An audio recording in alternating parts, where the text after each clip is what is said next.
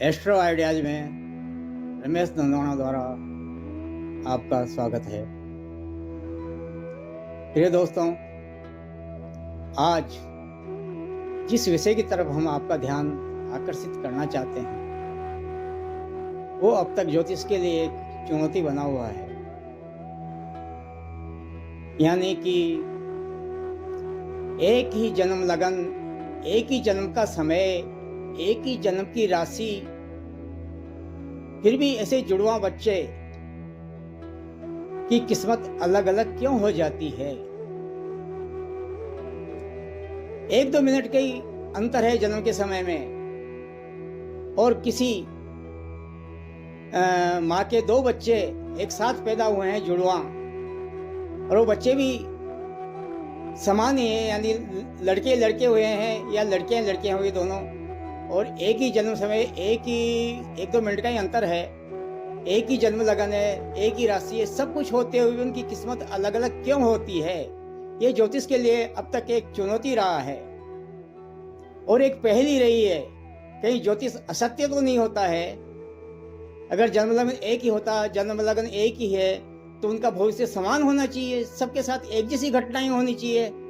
फिर ऐसा क्यों हो जाता है कि सबका भविष्य, दोनों का, जुड़वा बच्चों का अलग अलग होता है। हाँ, हम यही कहना चाहेंगे कि जुड़वा बच्चों का एक जन्म समय होते हुए भी भविष्य अलग अलग होगा। इसमें कोई शंका करने की आवश्यकता नहीं है। जन्म लगन दोनों का समान है, समान ग्रह दोनों के एक ही कुंडली में समान जगह पर बैठे हुए हैं, सब कुछ समान है, जन्म कुंडली एक ही है, लेकिन फिर भी उनका भविष्य अलग अलग होगा। ऐसा क्यों? ऐसा इसलिए होता है कि सर्वप्रथम जो बच्चा पैदा हुआ है, चाहे लड़का ही है मान लीजिए, तो उसके जन्म लगन में क्या उसके छोटे भाई का ग्रह नहीं होगा? उसके छोटे भाई का घर भी तो होगा, जिसको हम तीसरा घर कहते हैं। वो उस पहले जन्म लेने वाले बच्चे के छोटे भाई का घर होता है। जिसने सर्वप्रथम जन्म लिया है, उसकी कुंडली में उसका तीसरा घर उसके छोटे भाई का होता है। तो उसके छोटे भाई की किस्मत क्या तीसरे घर से नहीं देखी जाएगी? और उसके ग्रह काम नहीं करेंगे छोटे भाई के ऊपर? हम उसके भले 2 मिनट बाद पैदा हुआ हो या 1 मिनट बाद पैदा हुआ हो उसका जुड़वा भाई, तो उसकी कुंडली समान होते हुए भी वो अपनी वास्तविक कुंडली से भी गाइड होगा। मतलब उसका भविष्य उसकी वास्तविक कुंडली से भी निर्धारित होगा। मान लीजिए कि किसी जातक के चौथे घर में स्वग्रही बृहस्पति है, और उसके 2 मिनट बाद ही उसका जुड़वा भाई पैदा हुआ है, तो उसका जो तीसरा घर है प्रथम जातक का, वो उस छोटे भाई का लगन कहलाएगा। और जो उसकी कुंडली में चौथा घर बलवान है, बृहस्पति स्वराशित होने से, तो तीसरे भाई का धन का घर बलवान होगा, और पहले भाई की अपेक्षा दूसरा जुड़वा भाई अधिक धनवान होगा।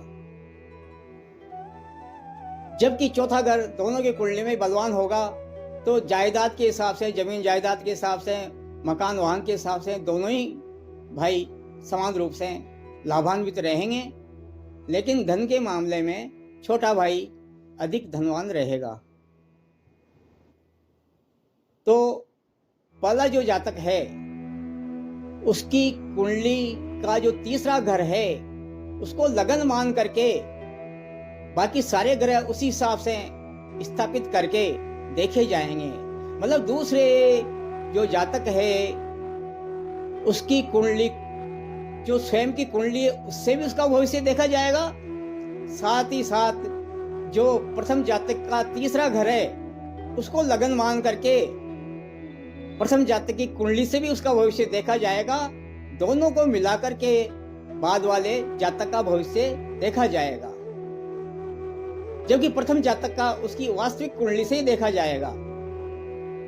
इस तरह से दोनों जुड़वा बच्चों में किस्मत का फर्क हो जाएगा, उनकी किस्मत अलग अलग इस प्रकार से होगी।